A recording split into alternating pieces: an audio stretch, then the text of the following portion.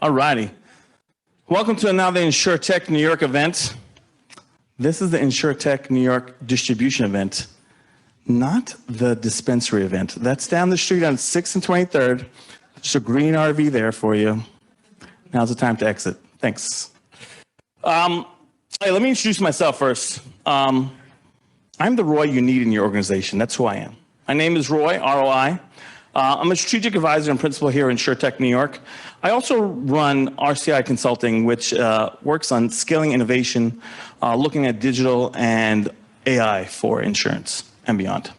We could talk about that more later when we get a break and get a drink.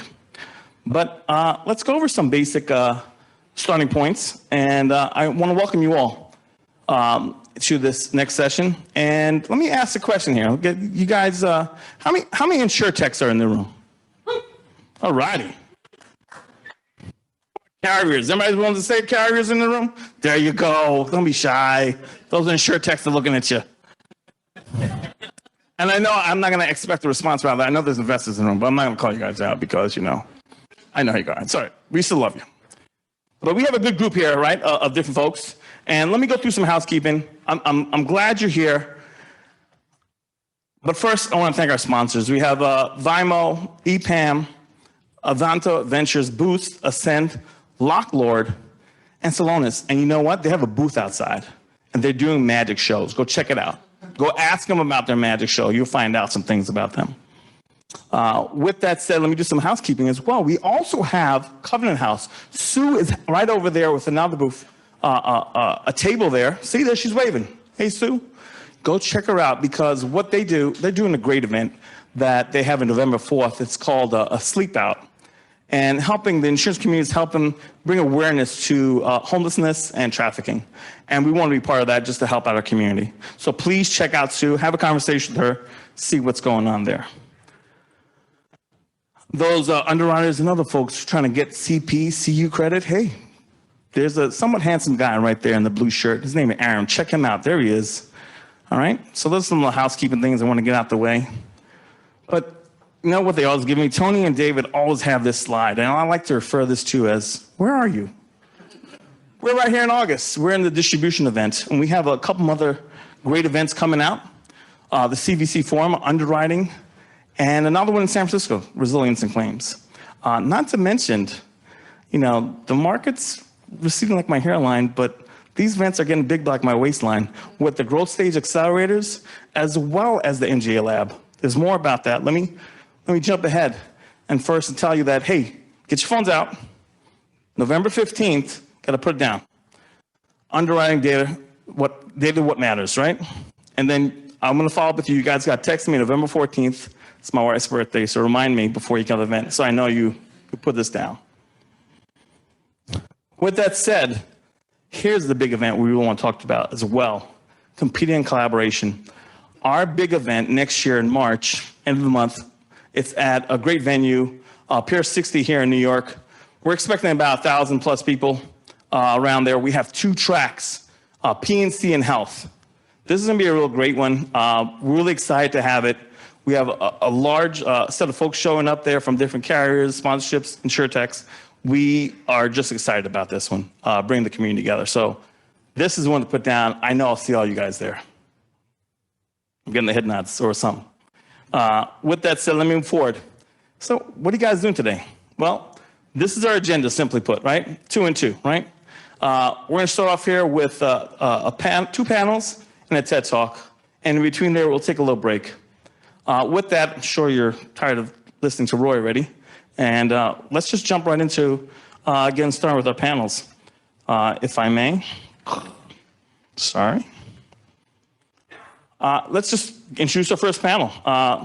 This is very interesting in terms of talking about productivity and what turbocharges the sales productivity. Let me introduce Nick. Nick leads the business development at Ascend, and before he served as a managing director of credit at Circle Up, he has 14 years of financial service and fintech experience. Kyle is the SVP of Sales Enablement at NFP, a property and casualty broker benefits consultancy wealth management, and retirement plan advisory. He specializes in how technology can improve both producer experience and company efficiency when making decisions to optimize sales and increase revenue.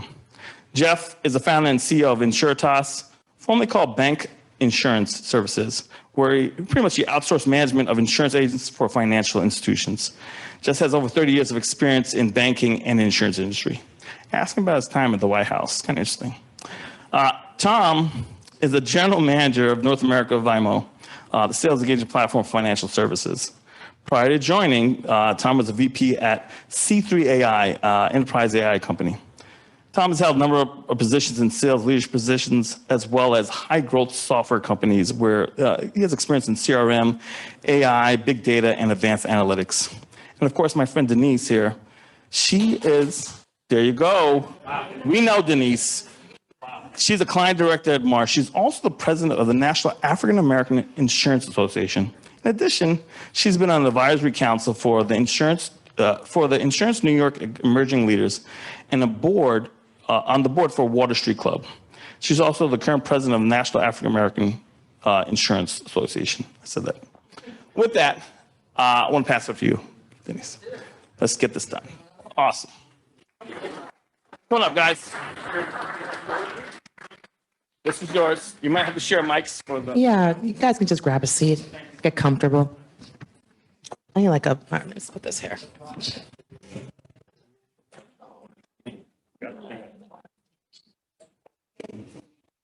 All right, let's get into this. So I'm the president of NIA New York, not all of NIA. That's too big of a job for me to want to do by myself. No, shan't.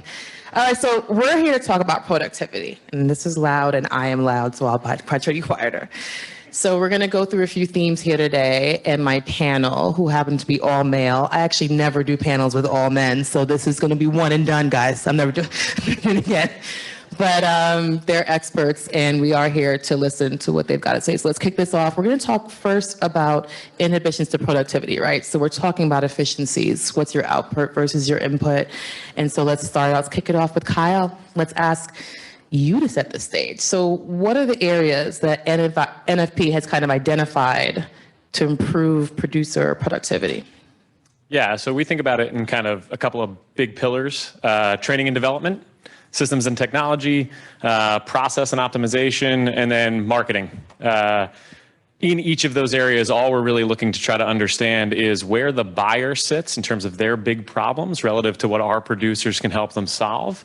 And then think about ways in the journey that buyer takes where our producers encounter friction. So systems are a big part of how we try to optimize that flow, right? Trying to create a unified and integrated tech stack that kind of revolves around a central CRM, one pane of glass, process unification, right? So we do a lot of acquisitions. We do about 37 acquisitions a year, not atypical in the broker space these days.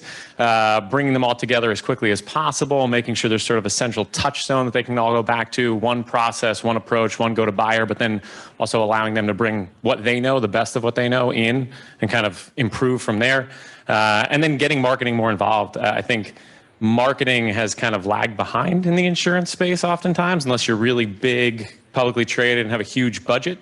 Trying to find ways to kind of strategically insert marketing into the distribution and production cycle, especially at the top, to support our producers so that they're not full cycle any longer, which is, I think, historically been how brokers are set up. It allows them to focus more on what they're good at, which is problem solving, sitting across the table in person again, thankfully, and trying to help clients and prospects kind of fix their business, mitigate risk, do better. You kind of went into the second theme with your response on how you're solving for it, but thank you very much for that. I love trying that. to keep it moving. Yeah, no, I love that. Okay, I got that clock right in front of me. It's very intimidating. I really like that, and thinking about the journey across all three as well, like those three buckets, and thinking about how they sit together. But Jeff, you are embedding full service insurance agencies inside banks and credit unions. How does that impact customer acquisition costs and quality? Yeah, the focus for us is trying to figure out, everybody in America buys these products from somebody every year. We focus on identifying what we call the instant of interest. You're all going to have a moment in time this year where you want to talk to a licensed agent. We'd like to figure out, looking at data and activity in terms of the way you're running your life, is now the moment. And the other piece that we focus a lot on is making sure that the data that we acquire from our partners, banks and credit unions, collapse the underwriting risk. So we can quote and bind coverages in minutes rather than a half hour, an hour a traditional agent uses. But the sweet spot for us is to be able to focus hard on identifying data and analytics. I said, today you need an insurance policy, next month it's not, you don't need it, you're done. So. Okay, and we talk about productivity and looking at how that's kind of being pushed out there. Where do you find the break, since for Tom, where do you, yeah, that's for you. Turn your mic on. Okay, I'm ready. Where do you find the breakdown in your clients' sales organizations? And is it communications, best practices? Where are you seeing it?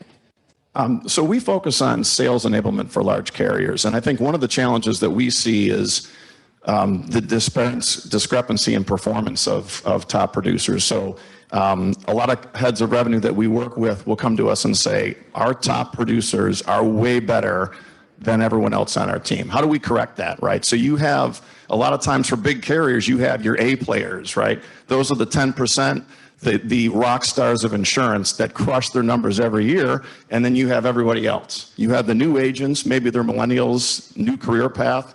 You have folks that are grinding out a career. So what we try and do is think about what are the winning behaviors that these top producers exhibit and find a way to kind of replicate that. One of the challenges too that we see is you have more millennials now coming into the workforce. You have more millennials as buyers. You have massive attrition with new agents in this business. And so one of the things that we're trying to solve for is to help carriers plan for the next decade. How do you plan for the next generation of agents, of buyers, and how do you digitize that experience? And for some carriers, there's a cultural challenge to make that leap. And so that challenge that we see is kind of how do you get the average producer to learn from those top producers that maybe have been doing this for decades? Yeah, and this actually isn't on. Are you going to get into that too? I was going to say, could I ask a follow-up? Yeah, I was good because I had a second for that. But you go ahead, go for it. Take my job. You know. How do you differentiate between those A producers that are A producers because they're a unicorn, there's something special, and there isn't necessarily a behavior approach that you can replicate and then scale, versus the ones that are following process, adhering to sort of the best practice, and that you can kind of mine, replicate, and then push down? How do you figure that out? Because there's a lot of those like type A lone wolf in insurance that like you're never going to replicate them.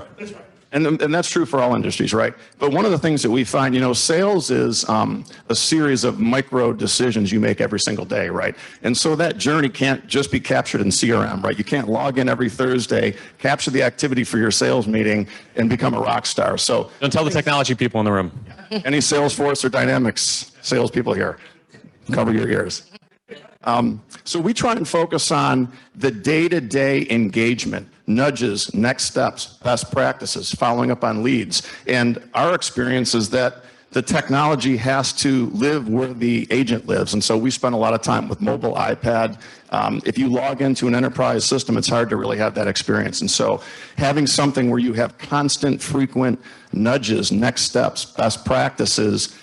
By the way, that helps with training too, right? If you spend a day in training and you go back to the field, many agents revert back to their good or bad behaviors. And so by having something that stays with you day to day, I think helps perpetuate better behavior, if that makes sense. It makes sense. And it's interesting because you talked about training systems, we talked about data and being able to get it so that you can collapse that process. And then we talked about efficiencies and looking at it as like your top producers and why they're their top producers, bringing them back. I think you said an interesting statement though around millennials being buyers now. And I think that that's going to make a difference in terms of how you think about distribution and production in the future as well. But I want to go back. I want to get to Nick because Nick's sitting there quietly, but you're not off the hook. Let's talk about tools and tactics that can actually drive productivity. We talked on some of them. We kind of talked about some solutions, but finance is often seen as ahead of the curve, right, of insurance, right? FinTech and InsurTech came up afterwards. We're just as cool, by the way. What are tactics that you saw used at Funding Circle that the insurance industry could use? Well, first of all, I don't know if finance has ever been considered ahead of the curve. But I guess for insurance, that is the case. Yeah, it's interesting. I spent most of my career until the last, call it 15 months at Ascend in fintech and financial services. And actually, when I joined Ascend, I saw a lot of analogies from when I joined sort of the fintech space in 2013. If folks that maybe follow that space remember, there was sort of the rush of peer-to-peer lending and all this other stuff that happened in 2014, 15, 16. And really that was about, kind of direct-to-consumer distribution, which is sort of similar or analogous to InsurTech 1.0, right? The Lemonades of the world, the others that kind of basically saw the sort of intermediary and decided that, they could disintermediate that. And I think now what's interesting, what we're finding that is similar to sort of how the fintech path played out a couple of years ago is there's a lot more work being done around enablement versus just disintermediating the the agent or the distributor, and that story has played out before in fintech. There are a bunch of companies, Plaid, et cetera, Blend, all these sort of fintechs that have been around for longer than the InsurTechs. And I think it's just kind of playing out again in insurance. So it's been fun to watch it. It's interesting because we always talk about technology being disruption in the industry, and anybody that's been here has heard about, it's going to get rid of the broker, it's going to get rid of the carrier. But really, to your point, it's really about creating enablement and creating a better way to do things, not necessarily getting rid of sectors at this point, at least.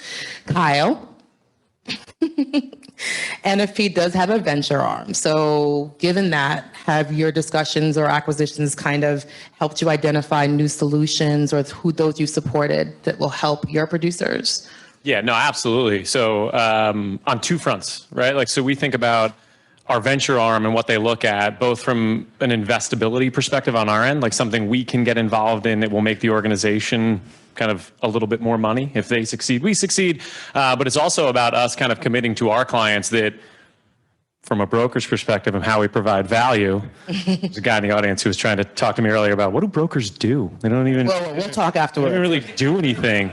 See, you're going to regret talking to me earlier now. Look at how red he's turning. The value that we provide, the space is expanding so rapidly. There's so many new emergents. There's so many sort of organizations and startups kind of coming in and trying to disrupt, to get in the middle.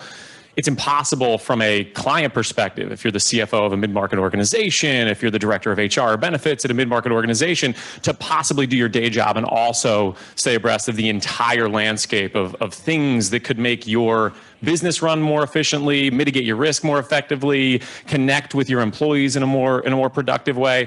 So part of what our venture arm has done for us is equip our producers with sort of the best of the best. Go out there and stay responsible for keeping a pulse on the landscape, and then coming back to our distribution arm, our producers, and saying, we believe in this company. We think this is a good pick. Even if we didn't invest in it, we're going to partner with them. We think we can kind of leverage it or give it to you and teach you about it so that you can go teach your clients about it. And so just kind of simplifying and synthesizing that landscape has been a huge help to our producers. It helps us sound different, bring that additional value to our clients as opposed to just placement, right? People who think that all the brokers do is just place things, right? It's definitely been a help for them in getting to the place where they can do what we do at our core, which is kind of fix those problems, mitigate that risk, place that coverage. Yeah, Grant. Poor Grant. Yeah, he came around, right? By the end of it, he was more curious. I'm making it sound like he was a really horrible person about brokers. So, the brokers in here don't go up to him afterwards and spit on him or anything. You shouldn't do that. He's very good. No, it's a fair question, and understanding it, especially from a tech standpoint. We have folks in the room who are very about technology. Some of us are really focused on insurance, and so sometimes the marriage between the two and understand the bridge is fine. It's fine, Grant. We'll give you the permission this one time. So Tom. Denise, let me just share a thought. Right on. So I have a very different perspective than these guys do. Yeah, Grant. We believe that insurance is a high consideration purchase, and you have to have an online to offline infrastructure. The idea that people are going to click and buy insurance, I can give you data, keep you up all night. It just isn't happening. It will happen. You just don't know when and how. In terms of your sales force, I think and I'm a peddler all my life, I think it's a fool's errand to try to create more unicorns. Property and casualty business in particular, it's very difficult to make margin. The cost to put that policy on the books and generate loss, and then you wait for the renewal period to make some money. What you have to do is build an engine that allows 90% of your producers to generate some profits in the first year.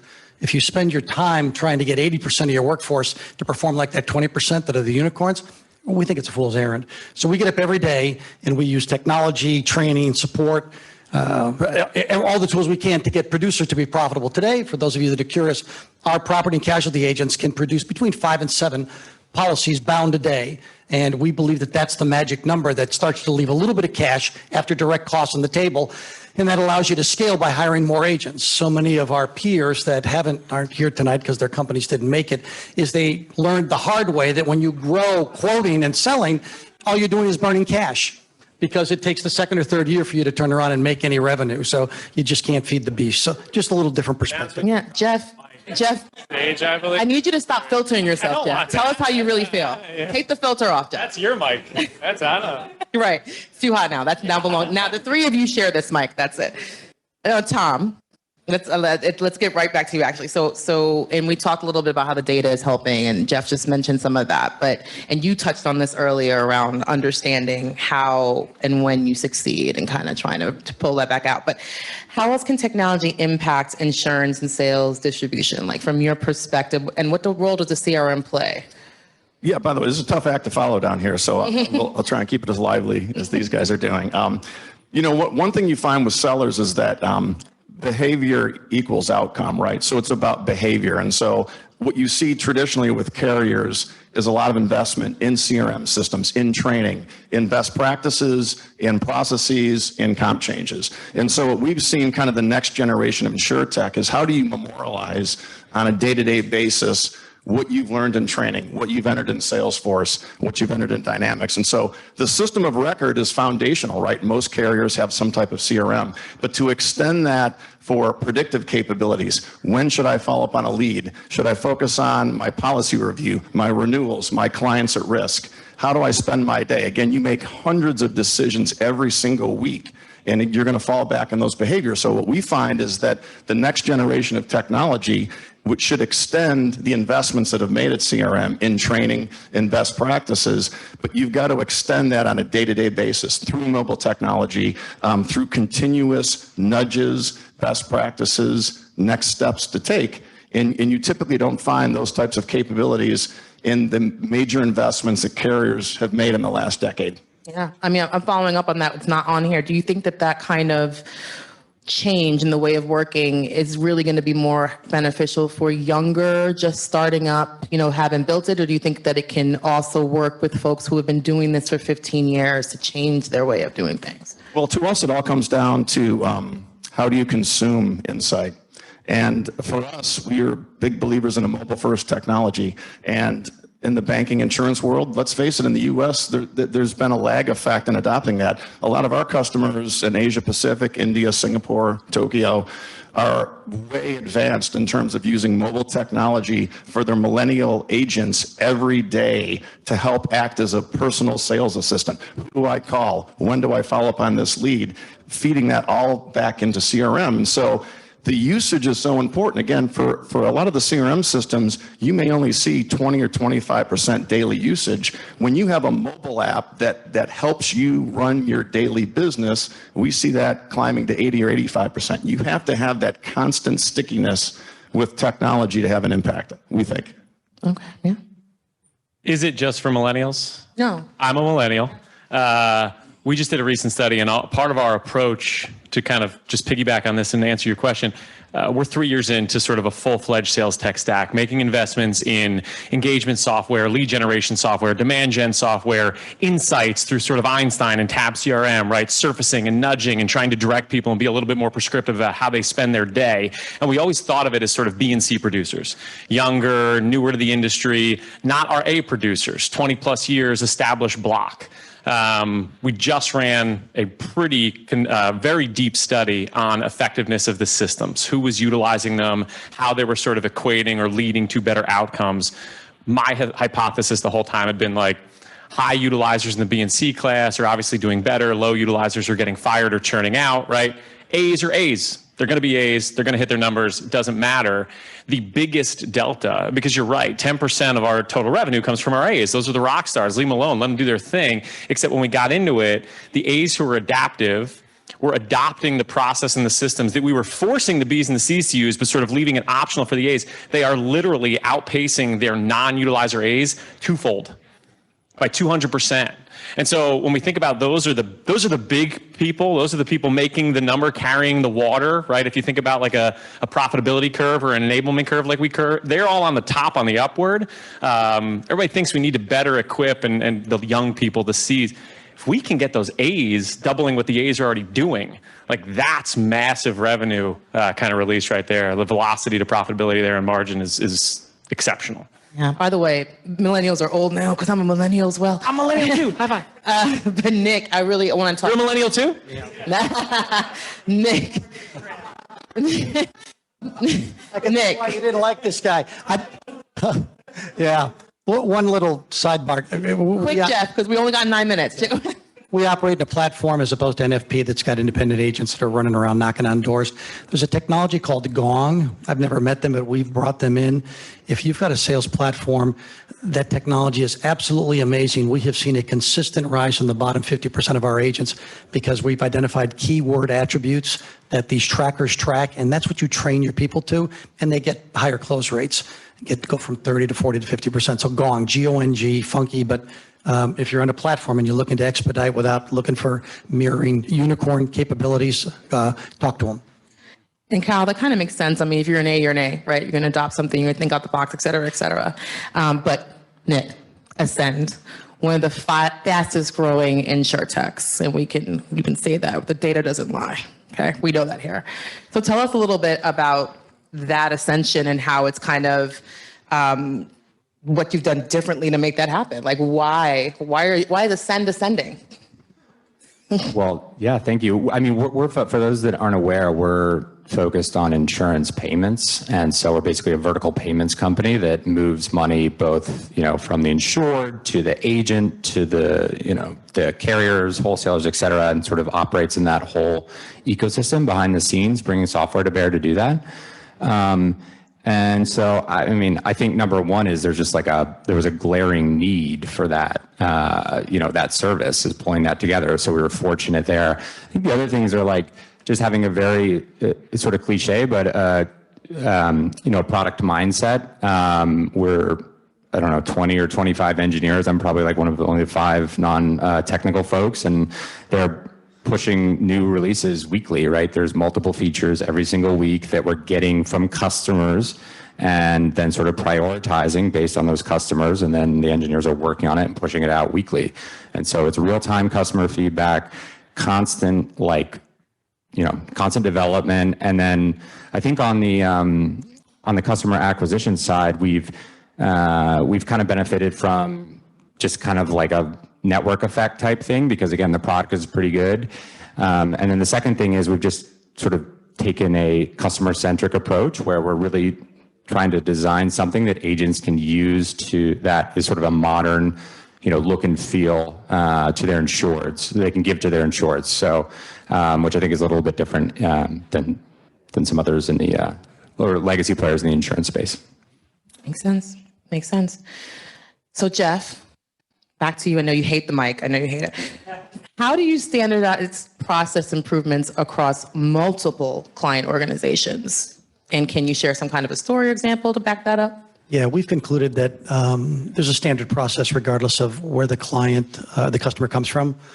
Insurance is pretty standard. The distinction we make is between preferred markets, standard markets, and non-standard, and we don't play in the non-standard space. So we don't care what your demographic, your profile, your geographic location is. You're going to come into our engine and you're going to have exactly the same experience end to end. And we have, for us, because there's a lot of science to it, that's the lesson we've learned.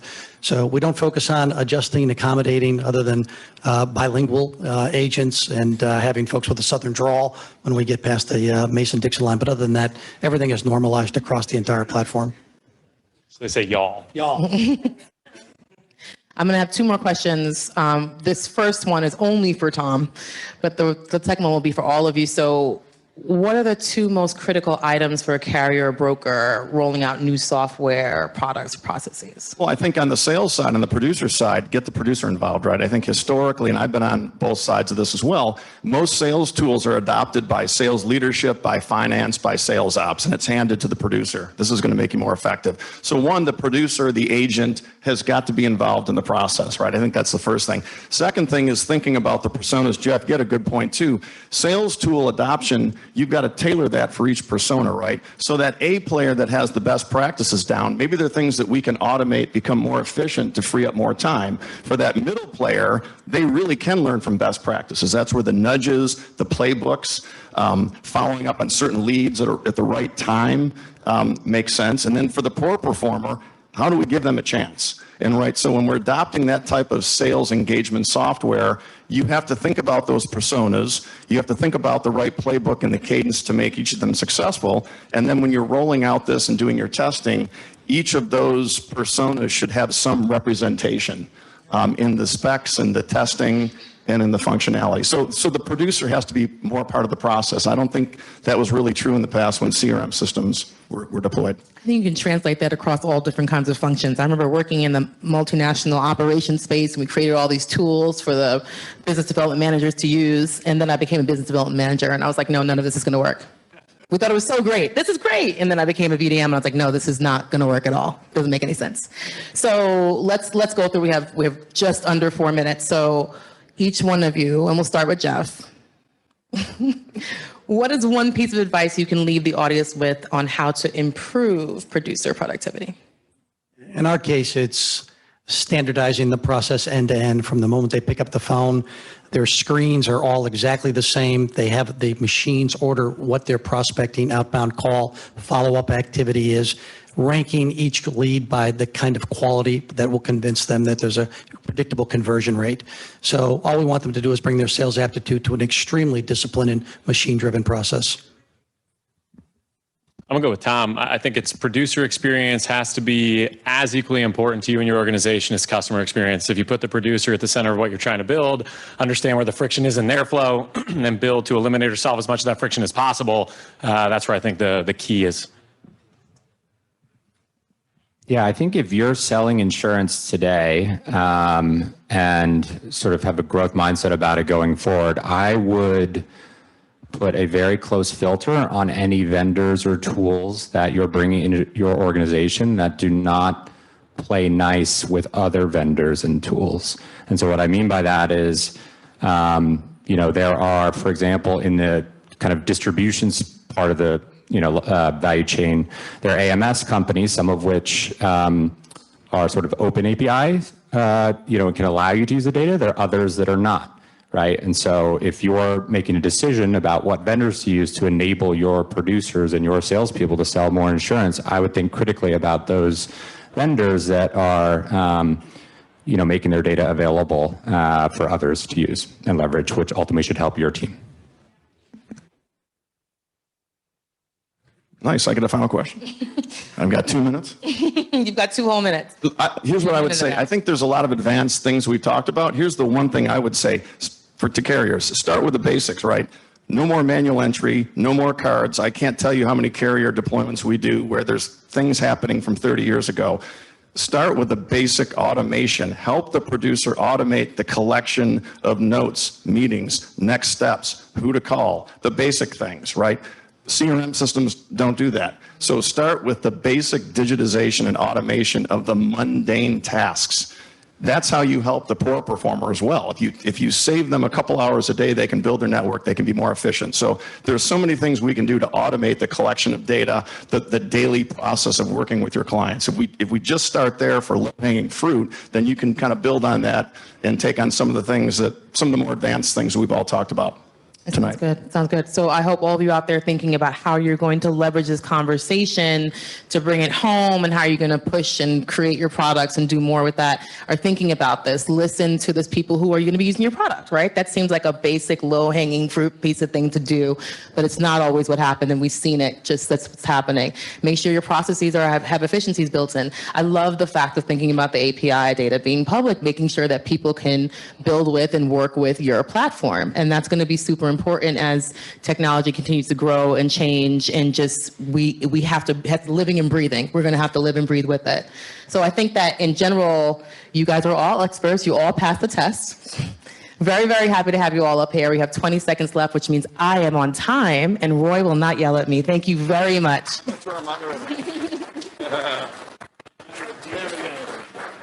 Thank you, Denise. Thank you, guys. Thank you, panel. That was a turbocharged panel, I think. That was really entertaining from different facets, ABCs, generational. Hey, let's do some quick logistics. Hey, folks on that side, there's seats on this side. You want to take a moment, grab a seat? Sorry, that's bad. Who did in the shower today? Raise your hand. No, I'm joking. Don't do that. Don't sit. Just sit anywhere over there. Sorry. Hey, as people start to move on over, let me introduce our TED Talk today. Lisa is coming on board here right now. That one guy, I like that guy. And Grant, I don't know, man. You had a rough one last time, so you should start clapping. I'm just saying.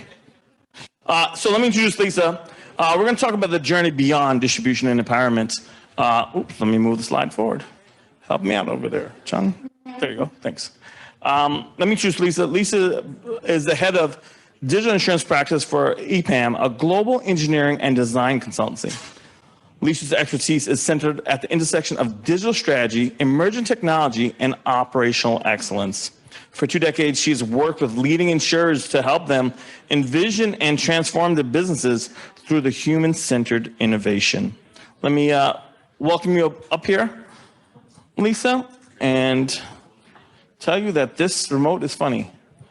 I'm here for the 8-minute speed date. There you go. You do what you have to do.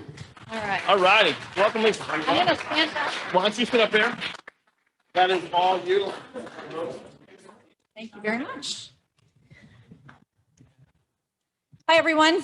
I have 8 minutes to tell you everything there is to know about digital distribution. So let's go for it. If I can get the clicker to work.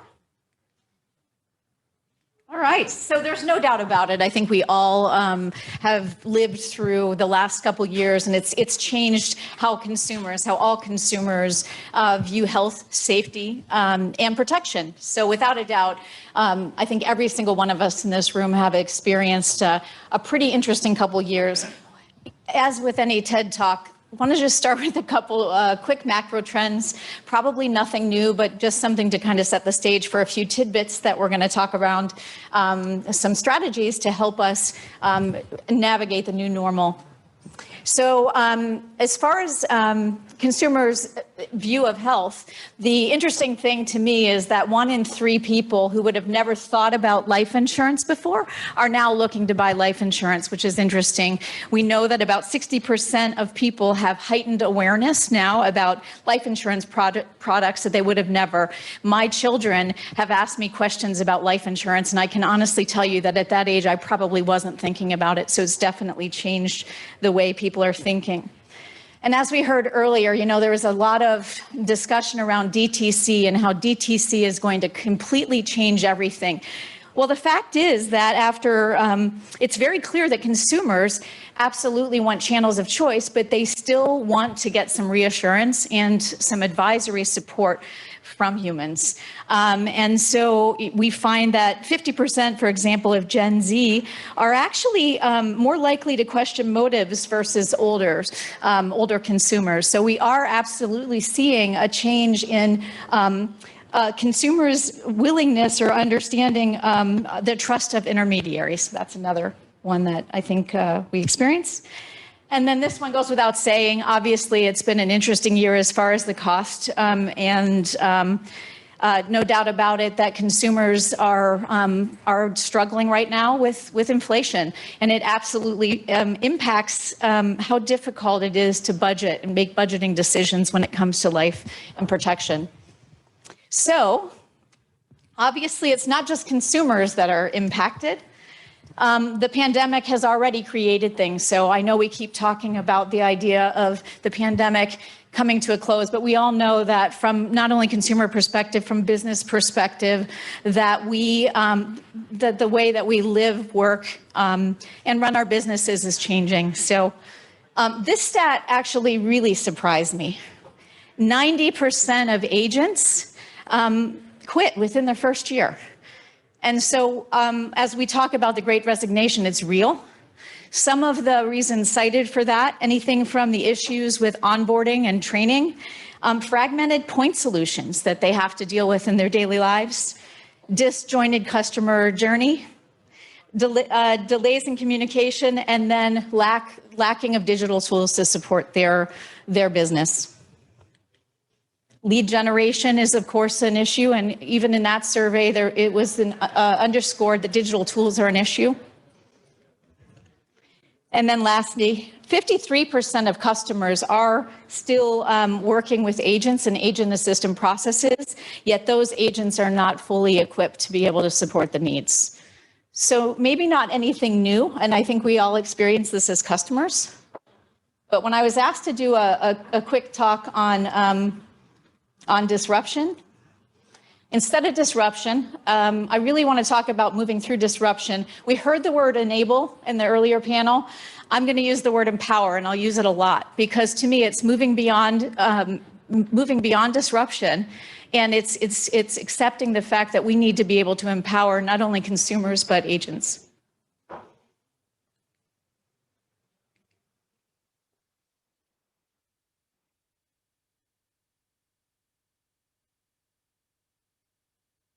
I'm the digital person with paper in front of me, so please. Okay, so whether we say omni-channel, opti-channel, multi-channel, whatever the buzzword is of the day, there's no doubt that what we're talking about is a connected customer experience. And so, consumers and agents want choice, connectivity in their interactions with carriers and brands. This is not just about digital consumerism. It's also about what do we need to do to be able to empower our agents to best serve the customers no matter where they are engaging with them. I should take a vote to see how many people are using the word opti now, because that is definitely a kind of a cool term, but it's just the next one. So meet me here. So we know that, first of all, I'd love to know how many people are using TikTok. I'm usually using TikTok about 2 o'clock. We know we have to interact with brands in the channels that they're using. And I'm kind of embarrassed, by the way, to tell you that I use TikTok. But as I was looking at TikTok last night, I was doing a search on agents who are using TikTok right now as a form of engagement. Interesting as well, the concept of micro moments. And I think that we're all finding that consumers, and many of us in this room are finding those little micro moments that are engaging us in different ways. So we find that with our customers starting to think about new and innovative ways to use social and to meet customers where they are at, or consumers where they are at, is going to be critical. And again, you're going to hear the theme of the fact that if we don't empower the agents to be able to do that, we're going to be in trouble. Other quick point I wanted to make about that, and I'm sorry, I'm on the wrong slide. This is an odd stage setup. The other thing is authenticity, which is another piece I want to talk about. So many times, and when I was in the industry as well, we spent a lot of time on our messaging and our content. We wanted to make sure that it was just perfectly, it was slick. It was something that was going to resonate. We spent a lot of time polishing our content, but authenticity of content is so important right now when it comes to engaging. And so we are seeing more efforts posted on using different social tools and content strategies that are coming across as much more authentic. So do a search tonight if you can, and take a look at some of the content that's being generated by the next generation of agents. I found it very entertaining. That's probably not the word I should have used for that. All right, personalized insurance. There's no doubt that personalization is obviously a topic. It's been, I know since I worked at the Hartford for many years, and I know that was probably #1 on the agenda then, many years ago. It's still obviously important. Personalization, though, is important not just from a perspective, again, of the consumer, but of the agents and distributors that are supplying support to them. The good news is we all know that we need data. And the good news is 72% of people are willing to give up some of that personal data to be able to provide the data needed for those insights. So that's the good news, but we're finding the need to continue to invest in personalization to help that consumer experience and to also help the agents that serve. So there's no way that I could spend my 8 minutes and not at least mention the metaverse. So digital spaces have obviously changed the way that consumers are interacting. 41% of all respondents are willing to buy and shop for real life products in the metaverse, which is really interesting to think about. But obviously, the dynamic here isn't just that we need to go to the metaverse and start engaging with consumers, but the whole idea of people now needing to feel secure when it comes to interactions in virtual worlds has changed the game. So what I would pose here is, although we're not there yet, not only do we have to think about how we help consumers through that process, but we also have to continue to continue to engage with them and try to think of creative ways in the next round that we can use alternate channels to be able to meet the needs. How's my speed dating going? Got one more minute.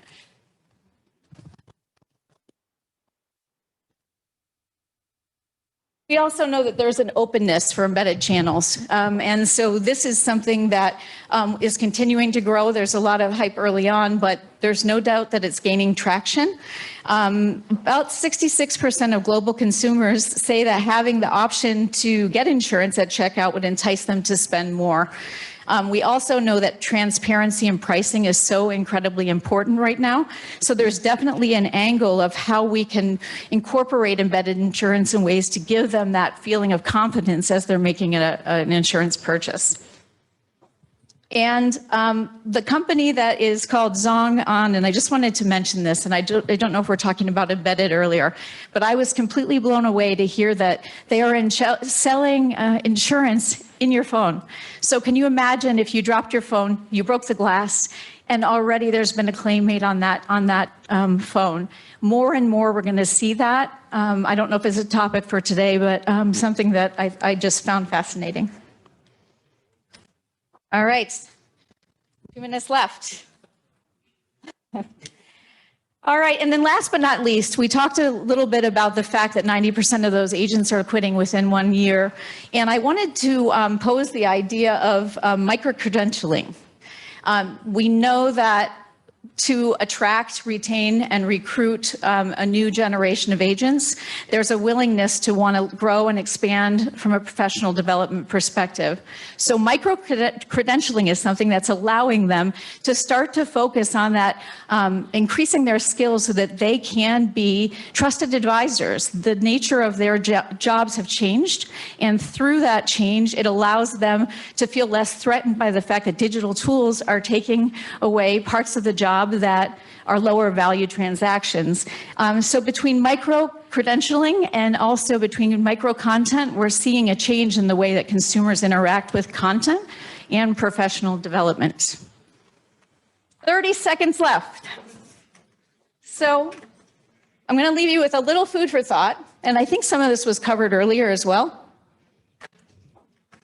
So the part of the organization I work in is definitely focused on human-centered design. And when I say starting with a human at the center first, we're seeing such a move and a change in this area. So the number one thing I would say is it's starting to stick. We're seeing more investments in customer experience now. And so I think in order to be able to empower both agents and consumers, that relentless focus on human-centered design has been critical. We also are starting to see people bring in mindsets and strategies from other industries. Agents are consumers. We're all consumers. Employees are consumers. So rather than only look for talent within our organizations that have insurance experience, we are starting to see cross-pollination and bringing bringing in talent from other parts of or other industries so that they can really start to grow and help that customer experience be much more like the consumer experience that people are used to interacting. And lastly, fueling it with emerging technologies and data. Without AI, almost none of the empowerment is going to be possible as we grow. So I think the last food for thought is that investments in AI and some other emerging technologies is going to be required in order for us to come close to being able to meet the new generation of agents and for us to continue our distribution strategy with direct consumers. So that's it. That was really quick. All right. Thanks so much for your time. Now can I go to the other distribution event? That's right. Thank you, Lisa. That was great. That was a lot of information in a quick time. It was. That's very hard to cut down. Hey, we're going to take a break, but before you do, two things. Lisa did a little foreshadowing. So we have another panel. Maybe we might mention embedded. And then we also had a TED Talk. So come back, listen for the cowbell. 6:30, be back here. Move. Let's go. Thank you, guys.